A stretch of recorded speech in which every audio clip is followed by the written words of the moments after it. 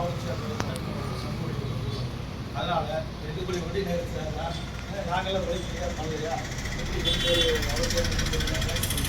அது மாதிரி உங்கள் ஊரில் நான் போன டைமே சொன்னேன் காலகட்டத்தில் எல்லாரோட பேரையும் கொண்டு வரணுன்றது தான் காரணம் நிர்வாக கோரிக்கை எல்லாம் எங்களுக்கு சரி பண்ணணும் அதனால் நோட்டீஸ் வந்து சார் மாநாட்டுக்கு தனியாக வரும் அங்கேருந்து வரும் இதை வந்து நீங்கள் எப்படி பிளான் பண்ணுறீங்களோ